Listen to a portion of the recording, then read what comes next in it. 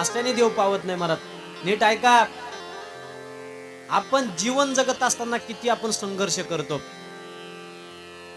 खऱ्या अर्थाने शिक्षण पूर्ण करण्यासाठी किती अट्टास करतो आपण, करतो का नाही? शिक्षण पूर्ण झाल्यानंतर नोकरी मिळवण्यासाठी किती प्रयत्न करतो. नोकरी मिळाल्यानंतर लग्न करण्यासाठी किती अट्टास करतो. लग्न झाल्यानंतर मुलगा होण्यासाठी अट्टास करतो का नाही?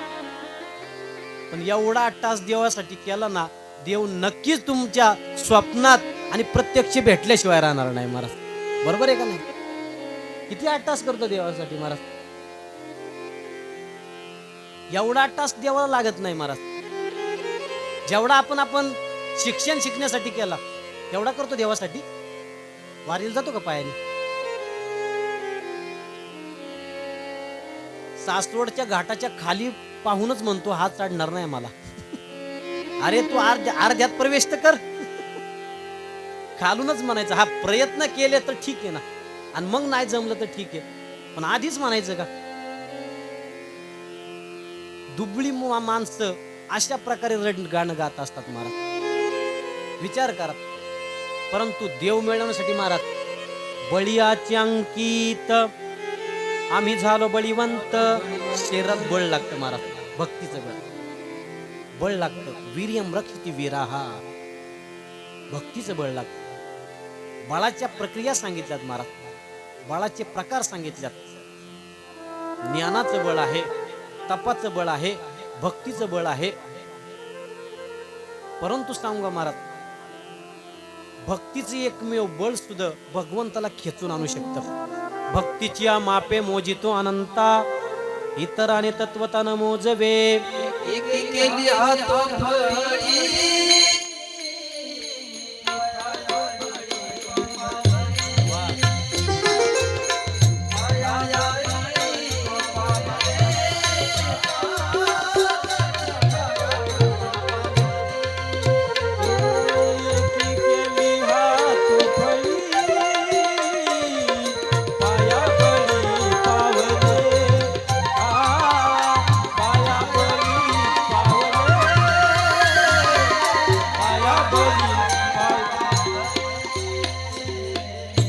जाता सातीपर्यंत तुका म्हणे आम्ही बळीया शिरोमणी, राहिले चरणी निकटवासे.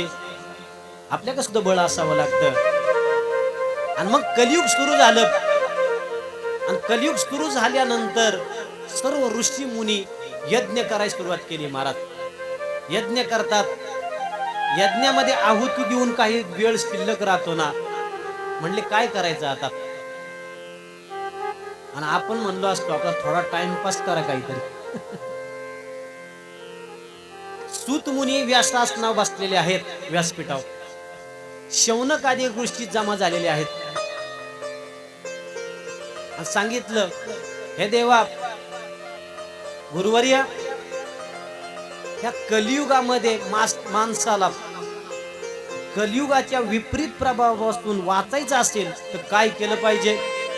म्हणजे काही नाही, कथा सदा श्रवणम, भगवंताची कथा श्रवण केली पाहिजे. कोणत्या भगवंताची केली पाहिजे? जगामध्ये जो सर्वत्र पूजिला जातो, सर्वत्र महान आहे,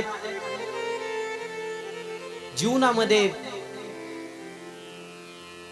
ज्याची गरज आहे, खऱ्या अर्थाने आपल्याला देवाची गरज आहे. म्हणून तर संत महात्मे म्हणतात ना, देव घ्या कोणी, देव घ्या कोणी. आपल्याला देवाची गरज आहे आणि देवाच्या प्राप्तीत साफल्य आहे, कल्याण आहे आपल्याला. कलियुग चालू झाले म्हटले, शूद्र आचाररत, माणसं आचाराने बिघडलेली महाराज. आमचे गुरुजी नेहमी वाक्य सांगतात, मिरच्याच्या बाजारात गेले ना, डॉक्टर बाबा सांगतात, मिरच्याच्या बाजारात गेले, ठसका येणार म्हणजे येणार. वागणं बिघडलं ना तुमचं, दुःख होणार म्हणजे होणार. ही काळ्या दगडावरची रेष आहे महाराज. आचार भ्रष्टी सदा कष्टी. जीवनामध्ये वाचन, मनन, चिंतन त्यापेक्षा सुद्धा आचरण श्रेष्ठ आहे महाराज. बोले तैसा चाले आणि त्याचीच वंदावे पावले, कुणाची नाही महाराज. तुका म्हणे मज घडो त्यांची सेवा आणि तरी माझ्या दैवा पार नाही. पण वरचं चरण महाराज पाहायला लागतं, पुन्हा सेवा करायची. गीता भागवत करीती आणि राहिलेल्या वेळात अखंड चिंतन विठोबाचे करतात ना, त्यांची सेवा करावी. आणि त्यांची सेवा जर मला मिळाली ना, तरी माझ्या दैवाला पार नाही. त्यांची सेवा सोपं नाही महाराज. कुणाची सेवा केल्यानंतर ह्या जीवनाचं साफल्य होतं. त्यांनी सांगितलं, तो आहे भोलेनाथ, ते आहे महादेव. परंतु पवित्र अंतकरणाने त्या भगवंताची भक्ती केली ना महाराज, तो भोलेनाथ नक्कीच आपल्यावर कृपा करतो बरं का. त्याची कथा श्रवण केली ना, भगवान परमात्मा तो कथेच्या माध्यमातून आपल्या हृदय पटलावर येतो. प्रविष्टा कर्णरंध्रेन स्वानाम भाव ससरोरुहम धुनोती शमलम कृष्ण सलिलशे यथा शरद. नीट आहे का, शरद ऋतू आला ना, पाण्याचा गडूळपणा जसा नाहीसा होतो ना, तसं भगवंताची कथा आपल्या कानातून, कानाच्या छिद्रातून, कानरंध्रातून आपल्या हृदय पटलावर आली ना, आपल्या अंतकरण शुद्ध होतं महाराज. हा, आणि मग देव येतो. तुका म्हणे चित्त करा रे निर्मळ. आणि यवनी गोपाळ राहे तिथे, पण ते निर्मळ कशाने होतं? भगवंताच्या कथेने होतं. आणि ती कथा कानाच्या रंध्रातून आपल्या हृदय पटलावर येत असते महाराज. आणि ही कथा आपल्याला ती श्रवण करायला मिळेल. अनंत भाग्याचा उदय होतो ना महाराज माणसाच्या जन्माच्या, त्यावेळेस ही कथा श्रवण करायला मिळते. परंतु जीवन जगत असताना, कथा श्रवण करत असताना हरी आणि हर एकच आहे महाराज. हरिहरा भेद नाही, हरिहरा भेद नाही. नका करू वाद. अरे हरीमध्ये आणि हरामध्ये भेदच नाही महाराज. एक एकाचे हृदयी आणि गोडी साखरेचे ठाई. बरोबर आहे का नाही महाराज? भेद नका करू. नाही, हरिहरा भेदच नाही महाराज. भेद काशी वाढ एक वेलांटीच आड. एक एकाचे हृदयी गोडी साखरेच्या ठाई. पण नीट आहे का, विष्णूची भक्ती करून शंकराची निंदा करत असेल ना, तो भोलेनाथ कधीच प्रसन्न होणार नाही. त्रिशूळावरी काशीपुरी गरुडावनी पंढरी दोन्ही सारिखे सारिखे दोन्ही सारिखे सारिखे दोन्ही सारिखे सारिखे.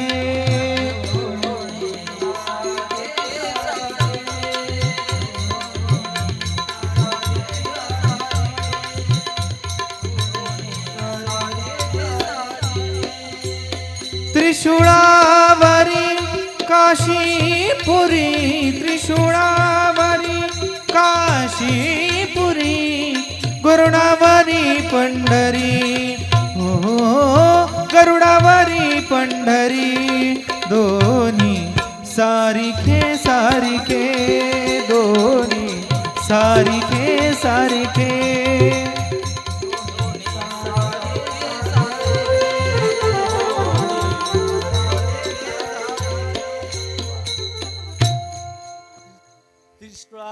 त्रिशूळावरी काशीपुरी चक्रावरी पंढरी सांगितलंय. आणि दोन्ही सारिखे सारिखे एक एकाचे हृदयी गोडी साखरेच्या ठाई. आणि मग सांगितलंय कलियुग सुरू होतंय महाराज. त्या कलियुगाचं वातावरण बिघडलेलं आहे. ऋषी मुनींनी विचारलं, मग या कलियुगात आपल्याला उद्धाराचा मार्ग कोणता? ऐका कलियुगीचा आचार, ऐका कलियुगीचा आचार, अधर्म पर झाले नर. बिघडलंय म्हणलं सगळं. स्त्रियशी अलंकार भूषण, माता वळी तसे शेण. स्त्रीला चांगले दागिने आहेत, पण आई माता वळी तसे शेण. कलियुग आले. मंचकावर बैसे राणी आणि माता वाहत असे पाणी. असं चाललंय. साली सास वावडती, बहीण भावा तोंडी माती. आपला डायरेक्टर आहे, पण आपला भाऊ नाही. बायकोचा भाऊ डायरेक्टर झालाय आपला. साली मेवणी, सासवा आवडत. काय म्हणले बिघडले वातावरण? आई रे बेमान दुनिया, आई रे बेमान दुनिया, आई रे बेमान दुनिया, आई रे बेमान दुनिया, आई रे। माँ बाप को कोई नहीं माने, माँ बाप को कोई नहीं माने, औरत को बहुमान, औरत को बहुमान। आई रे बेमान दुनिया, आई रे बेमान दुनिया, आई रे।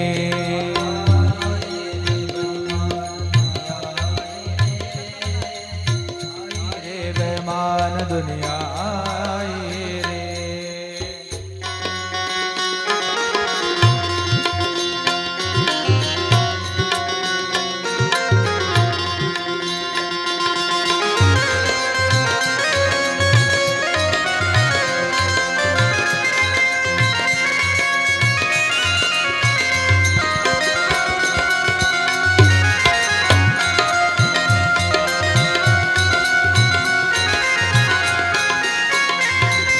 माँ बाप को कोई नहीं माने, माँ बाप को कोई नहीं माने, औरत को बहुमान, औरत को बहुमान। आई रे बेमान दुनिया, आई रे बेमान दुनिया, आई रे बेमान दुनिया, आई रे बेमान दुनिया, आई रे। आई रे बेमान दुनिया, आई रे बेमान दुनिया, आई रे। कलियुगातलं वातावरण बिघडलेलं आहे म्हणले. स्त्रियेची एकांत गोडी आणि मातेची म्हणे रांडवेळ. स्त्री सोबत एकांतात बोलतोय महाराज, पण आईशी बोलायला वेळ नाही. असं कलियुग आलंय. मग या कलियुगातील सर्वांचं कल्याण कशाने होईल हो? ते म्हणले कलियुगामध्ये कल्याण व्हायचं असेल, भगवंताचा दिव्य महिमा आपण श्रवण केला पाहिजे म्हणले.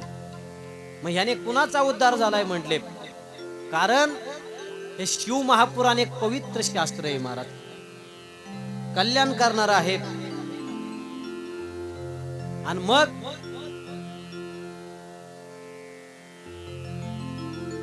भगवंताची कथा आपलं कल्याण करते, पण कथा सांगणारा विरक्त पाहिजे. विप्र ब्राह्मणही चालेल, आणि खऱ्या अर्थाने भगवत भक्त पाहिजे. आणि हरिदासा मुखे हरी कीर्तन श्रवण, हरी कथा श्रवण, तेथे पुण्य पुण्य विशेषता. काय तुकोबरांचे शब्द आहे मला. हरिदासा मुखे हरी कथा श्रवण, आणि तेथे पुण्य पुण्य विशेषता. कारण की नित्य नवा कीर्तनिकायचा ओढवला रंग, आणि श्रोता आणि वक्ता जेथे सोय होय पांडुरंग. नाचू कीर्तनाचे आणि ज्ञानदीप लावू जगी. आणि खऱ्या अर्थाने आपला आचार, आपला उच्चार आणि विचार सुधारण्यासाठी ही कथा आहे महाराज. खऱ्या अर्थाने आपला आचार सुधारला पाहिजे, विचार सुधारला पाहिजे, आणि उच्चार सुद्धा सुधारला पाहिजे. नाही तर काही माणसं शिवी देऊनच वाक्याला सुरुवात करतात. क्रियापदच असते. आणि मग ह्या कथेने कुणाचा उद्धार झालाय म्हणजे? गरीब एका ब्राह्मणाचा, देवराज नावाच्या ब्राह्मणाचा उद्धार झालाय. पुरातन काळी किरातांचं नगर होतं, किरातांचं. आणि तेथे एक देवराज नावाचा ब्राह्मण होता. परंतु विद्याबलम विप्राणांच राजा सैन्यम बलम तथा. विद्या हे ब्राह्मणाचं बल आहे महाराज, बरोबर ना? विद्या हे ब्राह्मणाचं बल आहे. प्रत्येकाच्या बळाच्या मर्यादा वेगळ्या आहे महाराज. पक्षिणाम आकाशाम बलम, मच्छाना मुदकम बलम, दुर्बलस्य बलम राजा आणि बालानाम रोधनम बलम. पक्ष्याचं आकाशात बळ आहे, माश्याचं पाण्यात बळ आहे, दुर्बळाचं राजा हे बळ आहे, आणि रडणं हे लहान बाळाचं बळ आहे. म्हणून तर तुम्ही फोन देता ना, ते रडतं लगेच. आणि थोड्या दिवसांनी फोन दिला ना त्याला, तो फोन तुमचा आहे का त्याचा आहे तेच कळत नाही, कारण की तुम्ही घेतल्यावर ते रडतंय. मग नंतर लक्षात येतं हा फोन त्याचाच आहे का काय. तुमच्यापेक्षा जास्त ऍक्टिव्ह तेच आहे. कुणालाही फोन करायला आणि पोराच्या हातात मोबाईल असतो. दे म्हणा. बालानम्रोधनम बलम. पण ब्राह्मणाचं काय बल आहे? विद्याबलमी प्राणांच. विद्या हे ब्राह्मणाचं बल आहे. राजा सैन्यम बलम तथा. परंतु तो ब्राह्मण असून सुद्धा विद्येमध्ये पारंगत नव्हता. वित्त मिळवण्यासाठी कशा प्रकारचा व्यवहार करायचा, नीट ऐका कथा. सगळ्यात जास्त पाप आपल्या पैसा मिळवताना होतं महाराज. नीट ऐका बरं का एवढी कथा. परंतु चुकीच्या मार्गाने पैसा कमावला ना महाराज, अन्यायपार्जितम धनम 10 वर्षांपर्यंत टिकते. अन्यायाने मिळवलेलं धन कधी आपल्या जास्त दिवस राहत नाही, आणि राहिलं ना कधी आपल्या मुलांना बुद्धी चांगली देत नाही. एवढं वाक्य घरी घेऊन जा. जोडून या धन, हा उत्तम व्यवहारे, उदास विचारे वेच करी.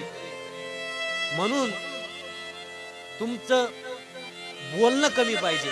सगळ्यात जास्त पाप बोलण्यातून आणि पैसे कमावताना होतात. याने विचार केला नाही पैसे कमावताना, मने वाचा काय भलतिया दुःखदा दे तुझाय, आणि स्वार्थ साधिताना पाहे परांचे हित. अरे दुसऱ्याला त्रास होतोय, आपण जे पैसे कमवतो ना महाराज, ते कुणाच्या हक्कातून आलेलं असतं, कुणाला तरी दुःख झालेलं असतं, कुणाला तरी त्रास झालेला असतो. म्हणून खऱ्या अर्थाने आपण जे पैसे कमवतो ना, त्याचं दान केलं पाहिजे महाराज. दान केलं पाहिजे. का माहितीये का? आपल्या तनाची शुद्धी, आपल्या ह्या तनाची शुद्धी स्नानाने होते, धनाची शुद्धी दानाने होते, आणि आपल्या मनाची शुद्धी भगवंताच्या ध्यानाने होत असते महाराज. म्हणून तन शुद्ध करायचं असेल तर स्नान करा. 100 काम बाजूला टाका, 100. हा, परंतु पहिलं भोजन करून घ्या. बरोबर ना? हा हा, 1000 काम बाजूला टाका, परंतु स्नान करून घ्या. आपलं उलट आहे, पहिले काम आणि मग स्नान. सगळं चुकीचं आहे. स्नान करायच्या आत जिथं जिथं तुम्ही जाणार ना, तिथं तिथं नकारात्मक शक्ती निर्माण होणार. का? आपल्यावर पाप स्वार असतं. पाप जोपर्यंत तुम्ही स्नान करीत नाही ना, म्हणून लक्षात ठेवा, तुम्ही पहिलं स्नान आणि मग फिरणं मारा. आपलं उलट आहे. आणि तसं अन्न खाल्लं ना त्या मुलांनी, कशी त्याची बुद्धी चांगली व्हायची. 100 काम बाजूला टाका, भोजन करून घ्या. 1000 काम बाजूला टाका, स्नान करून घ्या.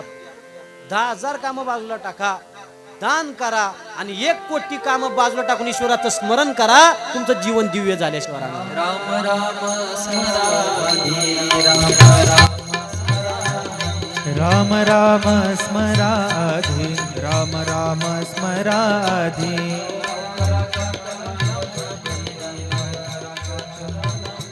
लाहो करा घाल गाठ मुळ बंदे, लाहो करा गाठ घाल मुळ बंदे.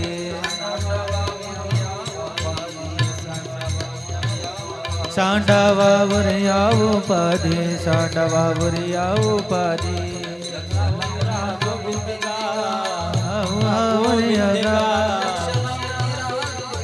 लक्ष राहून रहा गोविंदिगा.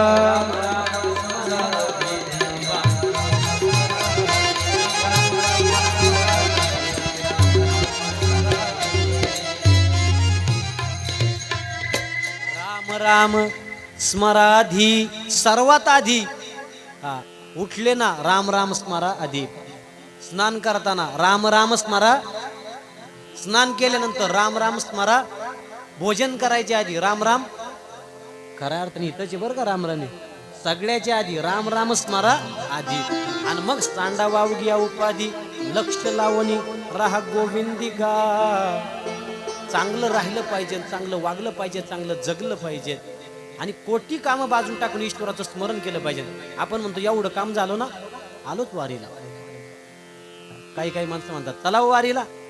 हा, पोराचं थोडं लग्न झालं ना, आलोच वारीला.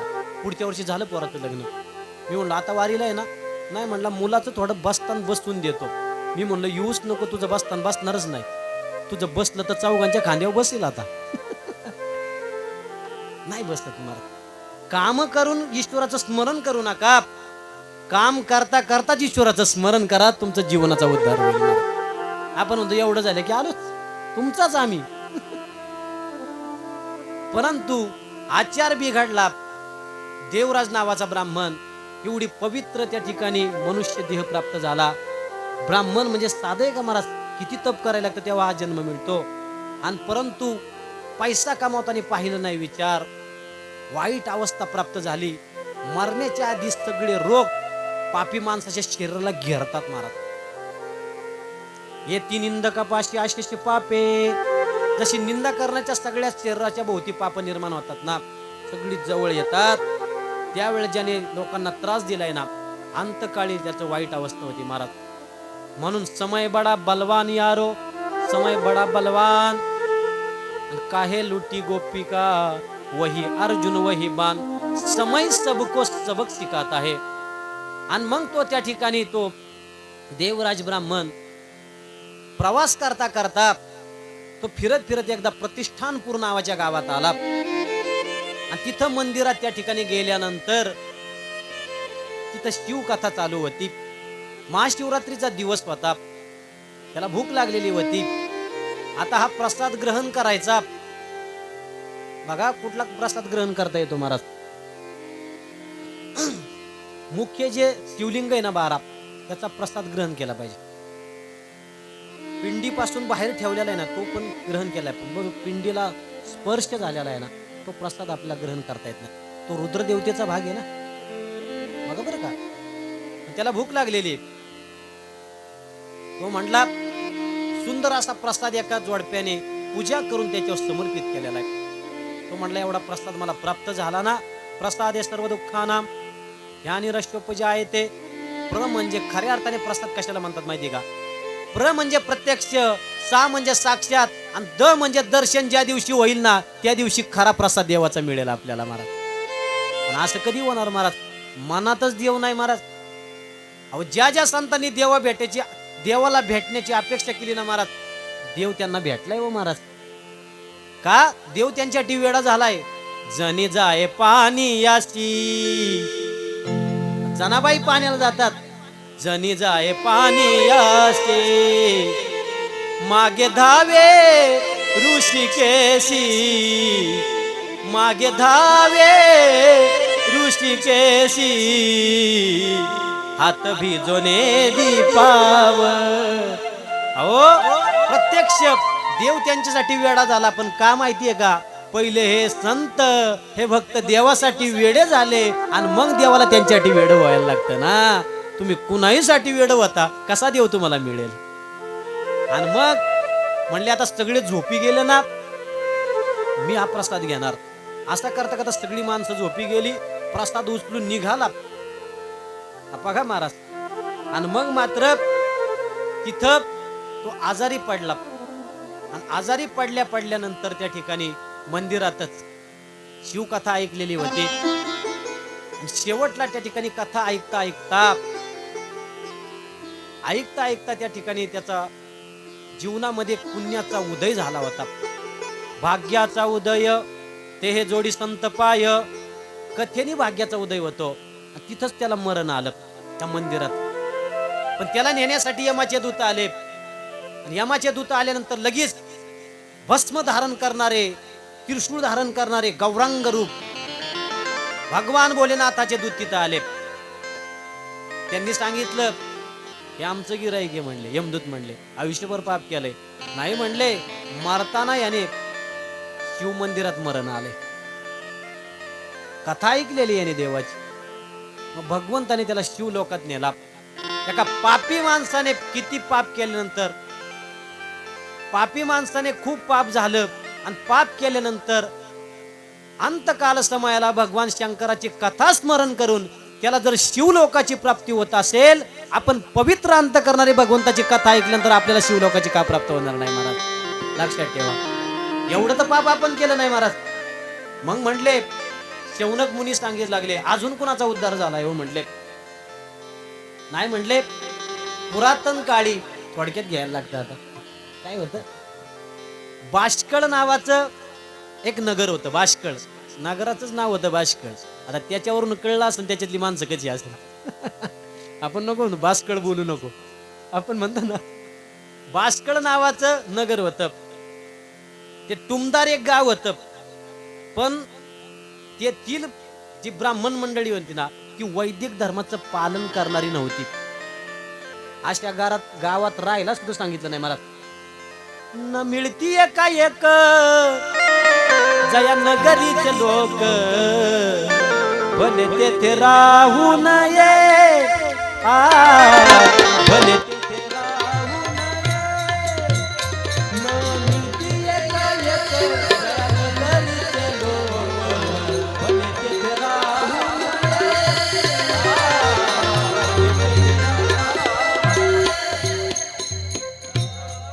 वाईट गावात राहायला नाही सांगितलं बरं का. वाईट गावात नाही राहायला सांगितलं. न मिळती एका एक जया नगरीचे लोक, भले तेथे राहू नये, नकळे शेने होईल काय. तुकाराम महाराज काय म्हणतात महाराज माहिती का, तुका म्हणे दरी, अशा गावात राहण्यापेक्षा दर्यात राहावं. तुका म्हणे दरी, जिथं भजन होत नाही, जिथं पूजन होत नाही, जिथं काकडा होत नाही, त्या गावात नाही राहायचं म्हणले. तुका म्हणे दरी, सुखे शेवावी ती बरी. आता नगर बाष्कळ आहे, ब्राह्मण मंडळी आहे, पण वैदिक धर्माचं पालन करीत नाही. आणि त्यांना माहितीच नाही महाराज. नीट ऐका वाक्य, नीट ऐका.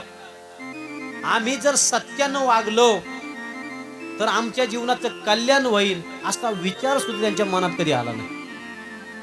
बघा बरं का, चांगलं वागले आपलं कसं होणार आहे, चांगलं होणार आहे. चांगलं वागल्यावर चांगलं होणार आहे, आणि वाईट वागल्यावर वाईट होणार आहे. हे सगळ्यांना माहिती आहे की मला. पण एक वाक्य बोलू का, माणसाला चांगुलपणाबद्दल प्रीती आहे, पण तसं वागता येत नाही. चांगलापणा आवडतो ना महाराज, पण तसं वागता येत नाही ना महाराज. सोपं आहे का, कुणाला वाटत नाही महाराज नामस्मरण करावं. आमच्या महाराजांचं असं गायन ऐकलं, कृष्ण महाराजांचं वाजवणं ऐकलं, त्यांना वाटतं आपणही शिकायचं बरं काही. महाराजांचं चाली ऐकल्या असं वाटतं आम्हालाही कधी कधी वाटतं गोड चाल गातात महाराज. चांगुलपणाबद्दल माणसाला प्रीती आहे, पण तसं वागता येत नाही ना.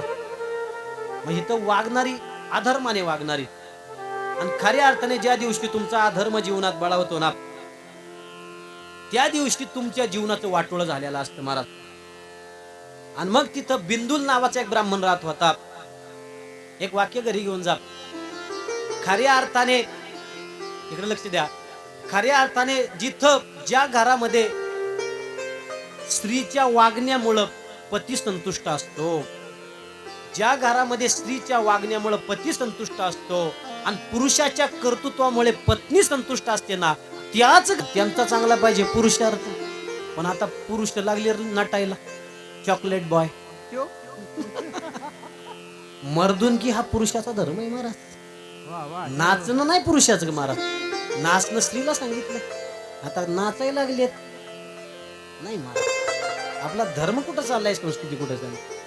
हा, जिथं पत्नीच्या वागण्यामुळे पती संतुष्ट पाहिजे आणि पतीच्या कर्तृत्वामुळे पत्नी संतुष्ट पाहिजे, त्याच घराचं कल्याण होतं.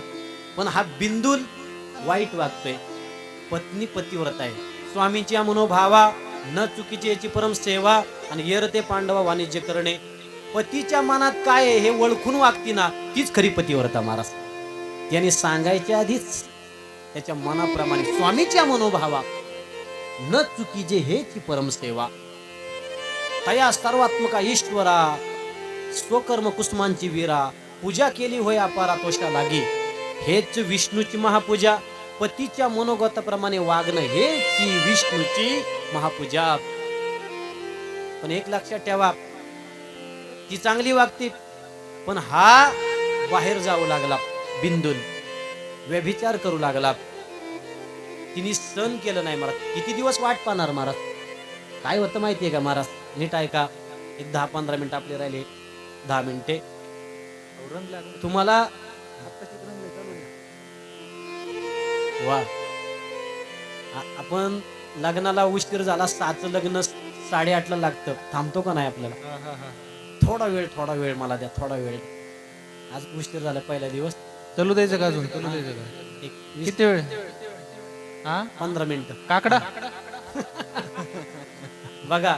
आणि मग त्याला वाटत होतं तो कसा जरी वागणारा होता बिंदुल, पण पुरुषाला काय वाटतं आपण कसं वागलो तरी चालन, पण आपल्या पत्नीने चांगलं राहिलं पाहिजे. प्रत्येकाला वाटतं का नाही?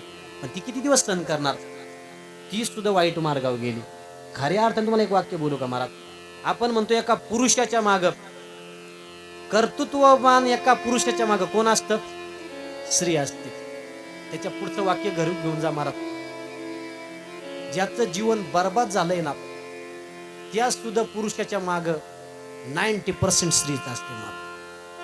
बघा बरं का, तुम्ही असं नटलं पाहिजे त्याला कामावून डायरेक्ट घरीच येऊशी वाटली पाहिजे, पण तुम्ही घरातून बाहेर जाताना नटता, चुकीचं आहे बरं का ते. आपल्या पतीसाठी नटलं पाहिजे महाराज. तो कापड दुकानावाला सांगतो भैया तुम्हाला ही साडी चांगली दिसते, चुकीचं आहे. तुमच्या पतीने सांगावं, कुणी सांगावं. बघा बरं का महाराज, तो वाईट वागत होता पण पत्नीची चांगल्याच वागण्याची अपेक्षा करीत होतो. अरे आपल्याला वाटतं ना लोकांनी आपल्याला शिव्या देऊ नये, तुम्ही देऊ नका. तुम्हाला वाटतं ना लोकांनी आपल्याला दुःख देऊ नये, तुम्ही लोकांना दुःख देऊ नका.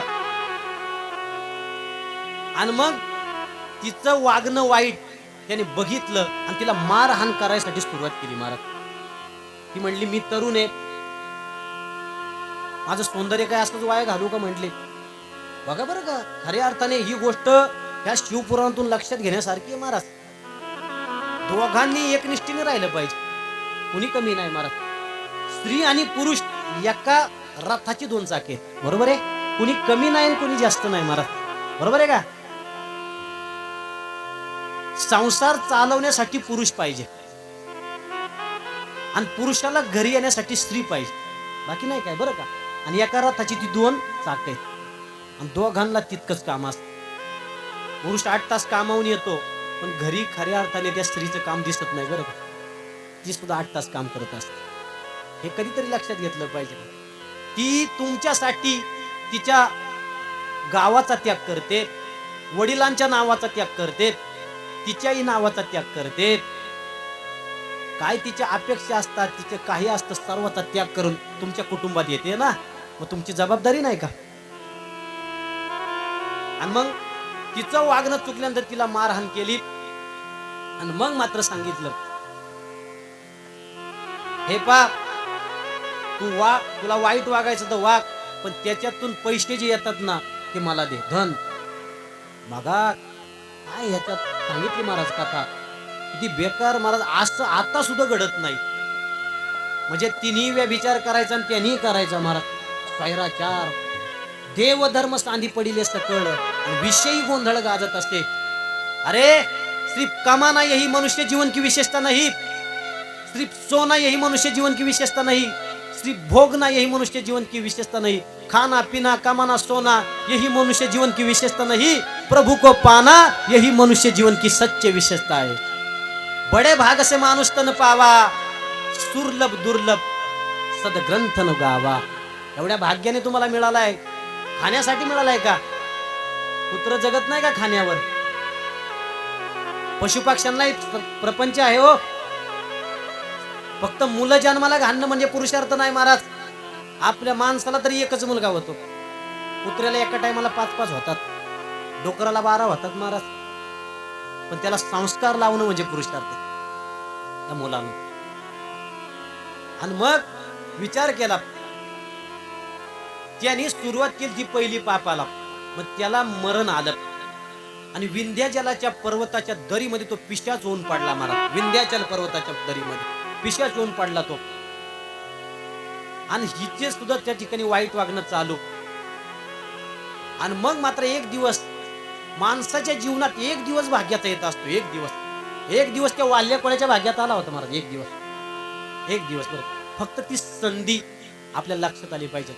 संधीची वाट पाहत बसू नका, तुम्ही संधीकडे जा, तुमच्या जीवनाचं सोनं होईल. आपण संधीची वाट पाहतोय पण काही संधी साधू असतात. एक दिवस तिच्या भाग्यात आला आणि गंगा तटावर तिने स्नान केलं गंगेमध्ये. आणि शिवमंदिरामध्ये दर्शन घेण्यासाठी गेली आणि जिथं गेली तिथं शिवपुराण कथा चालू होती. बघा नीट ऐका बरं. झालंय आपलं, थोडं राहील. शिवपुराण चालू होतं आणि ते सुद्धा 1 महिन्याचं शिवपुराण होतं. 3 days ओनली, असं नव्हतं. 1 महिन्याचं शिवपुराण. आणि ते बरं आहे आपलं, काहीच नसण्यापेक्षा काहीतरी असलेलं बरंच ना. क्या बात. कधीच नामस्मरण न घेण्यापेक्षा कधी कधी केलेलं बरंच ना. कधीच व्यायाम न करण्यापेक्षा कधी कधी केलेलं चांगलाच ना. आणि मग 1 महिना शिवपुराणचा तिथं चालू होतं. आणि शिवपुराण ऐकता ऐकता की विषय आला महाराज की व्यभिचारी स्त्री आणि पुरुषांना तो यमदूत तापलेल्या खांबाला आलिंगन द्यायला लावतो. बघा बरं का महाराज, अग्निस्तंभी बाही कवटाळी ती त्या स्त्री आणि पुरुषाला सांगतात, मला व्यभिचार करायला आवडत होतं ना, चला आता ह्या तापलेल्या खांबाला आलिंगन द्या. ओढी ती काटवाना सोयी, काट्याहून त्याला ओढलं जातं. उकळलेल्या तेलाच्या तापलेल्या कढईत टाकलं जातं. आणि सूर्यपुत्र तो यम खूप त्रास देतो. आणि मग विचार केला, त्या गुरुजींच्या पायावर पडली ती चंचुला. म्हणजे गुरुजी, माझं वागणं बिघडलेलं आहे, माझा उद्धार होईल का? होय की होईल म्हणले. पण कधी? म्हणजे हिथून पुढं तू वाईट वागणं सोडून दे आणि ईश्वराचं सतत स्मरण कर आणि ईश्वराची कथा ऐक. नीट ऐका, आपल्या भारतीय संस्कृतीमध्ये एखाद्या माणसाने पाप केलं ना, त्याला डायरेक्ट नरकात जात नाही बरं का तो. नीट ऐका, त्याला एक संधी दिली जाते, जशी वाल्या कोळ्याला दिली, जशी आजामिळाला दिली. बरोबर आहे, डायरेक्ट नरकात जात नाही. इथून पुढे तू चांगली जर वागली, ईश्वराची कथा स्मरण केली, तर तुझं जीवन दिव्य होऊ शकतं. आणि असं पवित्र वातावरणामध्ये तिचा देह पडला. पहिलं एखादा माणूस नदीतून वाहून गेला वाहून, पण वाहून 1 किलोमीटर गेला आणि तिथं त्याला एक झाड लागलं आणि तो झाडाला धरून वरती आला. आता वाहून गेला का वाचला? हा, वाचला. तसं जरी बिघडलं ना, शेवटला हा निवडे जेवण शेवटीच्या घासे आणि होय त्याची आईचे सकळे. शेवट म्हणून शेवट अंतकाळी ज्याच्या नाव आले मुखा, अंतकाळी ज्याच्या नाव आले मुखा, तुका म्हणे सुखा पार नाही, तुका म्हणे सुखा पार नाही.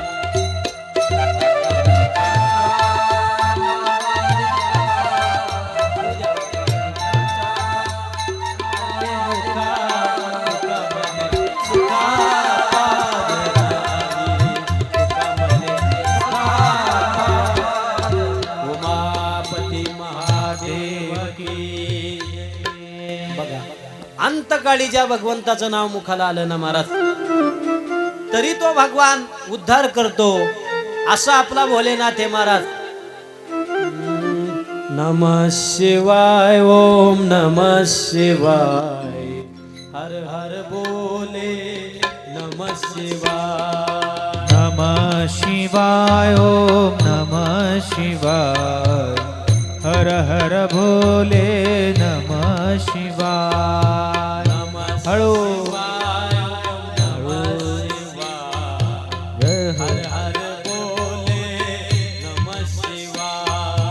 नमः शिवाय, ओम नमः शिवाय, हर हर भोले नमः शिवाय. नमः शिवाय, ओम नमः शिवाय, हर हर बोले नमः शिवाय. नमः शिवाय, ओम नमः शिवाय, हर हर भोले नमः शिवाय.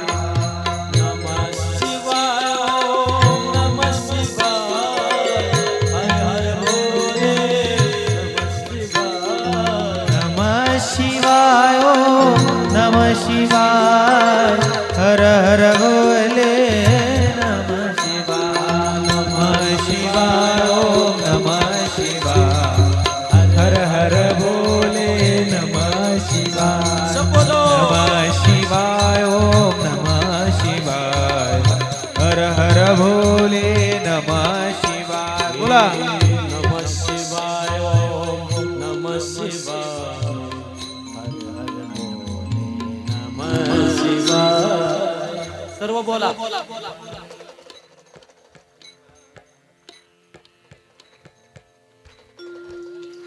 ओम नमः शिवाय ओम नमः शिवाय हर हर भोले नमः शिवाय हाँ तालिया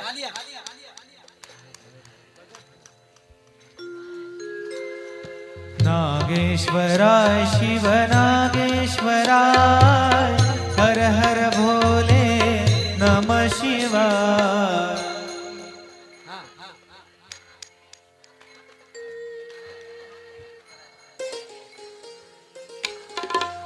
सोमेश्वराय शिव सोमेश्वराय हर हर भोले नमः शिवाय वा वा माग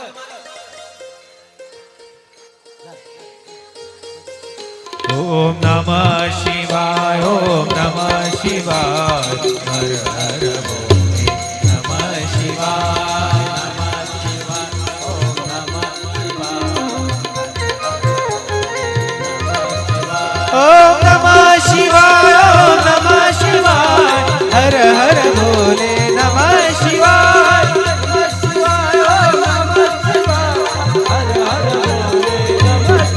ओम नमः शिवाय ओम नमः शिवाय हर हर भोले नमः शिवाय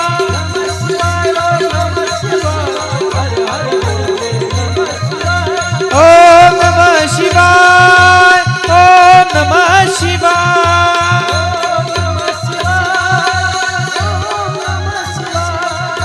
नागेंद्रहाराय त्रिलोचनाय भस्मांगरागाय महेश्वराय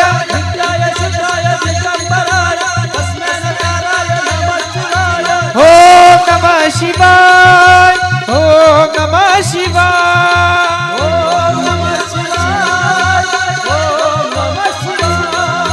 कर्पूर गौरव करुणावतारम संसार सारम भुजगेंद्रहारम सदा वसंतम हृदयारविंद बोल भवानी सहितम नमामि ओम नमः शिवाय ओम नमः शिवाय ओम नमः ओम नमः शिवाय ओम नमः शिवाय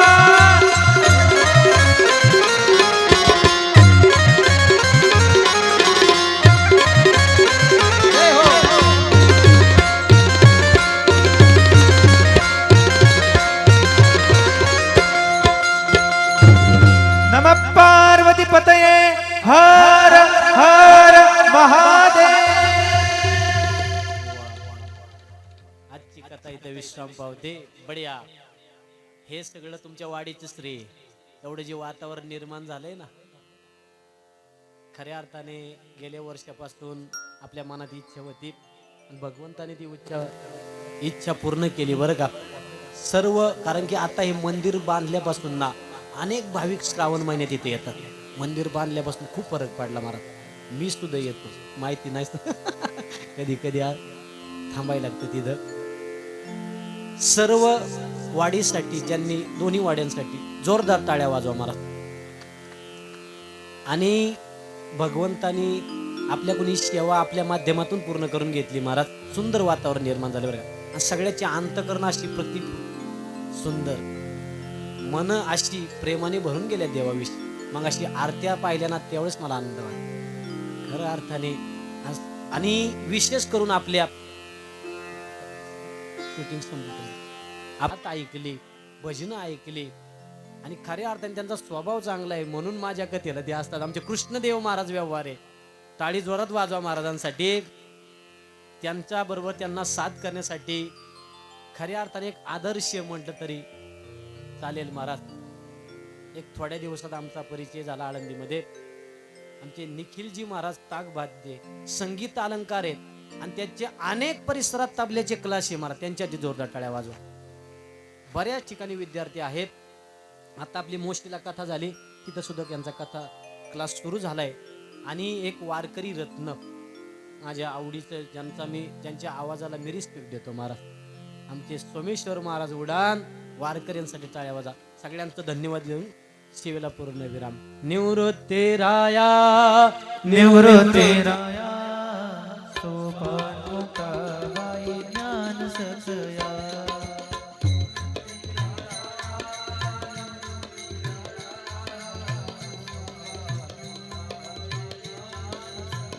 हो सोपान मुक्ताबाई ज्ञान सखया.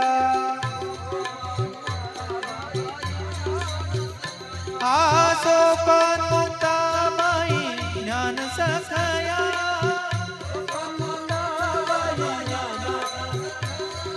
सोपान मुक्ताबाई ज्ञान सखया. हो हो हो निवृत्ती राया